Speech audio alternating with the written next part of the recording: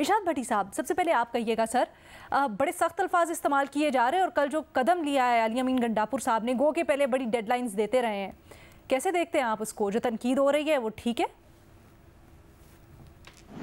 Madam Sheikh, सबसे पहले तो झोलियाँ उठा उठा कर उन लोगों को दुआएं दें जिन्होंने निजी बिजली घरों से मुआहदे किए, पीपल्स पार्टी और मुस्लिम लीग ख़ास तौर पर।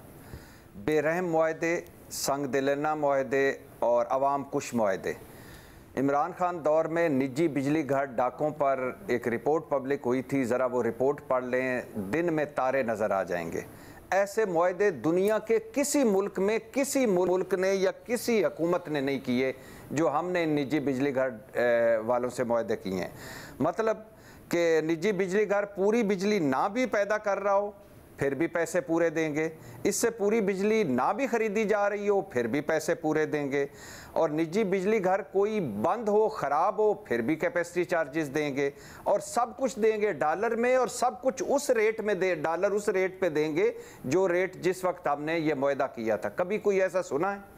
तो जब तक मैडम शेख, और ये सारी अदायगियाँ डॉलरों में होंगी, तो जब तक मैडम शेख ये नहीं होगा, इस पर दोबारा बातचीत नहीं होगी, दोबारा मुज़ाकरात नहीं होंगे, ये मसला हल नहीं होगा बिजली वाला। दूसरी बात है मैडम शेख कि वफाक और केपी के दरमियान क्या चीज़ है जो समूथ जा रही है। वाजबात का मामला 1600 अरब देना है वफाक ने, केपी का नहीं दिया जा रहा। मुकदमे कुछ FIR'ें हैं उस पर डेड लॉक है, कुछ ट्रांसफ़र्स कुछ पोस्टिंग्स हैं उस पर डेड लॉक है। बजट 2024 में 91 मनसूबे ख़त्म कर दिए गए, 91 मनसूबे, उस पर डेड लॉक है। और मखसूस नशिस्तों वाला और गवर्नर और वज़ीर आला के दरमियान जो चपकलश है वो है।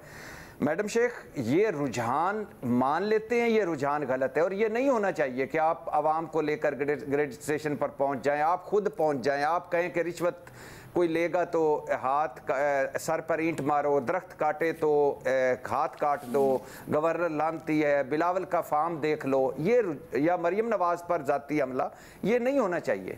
लेकिन हल क्या है मैडम शेख? ये वज़ीर तवानाई साहब जो हैं, ये जो ख़त लिख रहे हैं, पता नहीं ये किस जो बाइडन को ख़त लिख रहे हैं इस वजह से क्योंकि जो बाइडन मुलाकात का टाइम नहीं दे रहा, ये किस लिए यहाँ बैठे हुए हैं? ये जाए ना उधर केपी के वज़ीर आला के साथ बैठें और मामला हल करें, इनका और क्या काम है? अगर उधर केपी में बिजली चोरी हो रही है तो रोके ना चोरी। अली अमीर गंडापुर का जहाँ ज़ुबान का मसला है या तर्ज़ अमल का मसला है, उस पर कोई नहीं कह रहा कि वो बड़ा काबिल तारीफ़ है, लेकिन उनके मसाइल हल करें, वफाक उनके साथ बैठे, और वो भी इलेक्शन जीत कर आए हैं, उनको भी लोगों ने वोट दिए हैं, और वहाँ के अवाम भी हमारे अवाम है और वो सूबा भी हमारा है। क्यों नफ़रतें और तकसीम बढ़ा रहे हैं मज़ीद? और अगर आप कोई चाहते हैं किसी को महरूम रख कर किसी को कोई नीचा दिखाना है, या बाद में आपने ज़मीन हमवार कर रहे हैं, कोई गवर्नर राज लगाना है, तो ये जीत कर भी आप हार जाएंगे।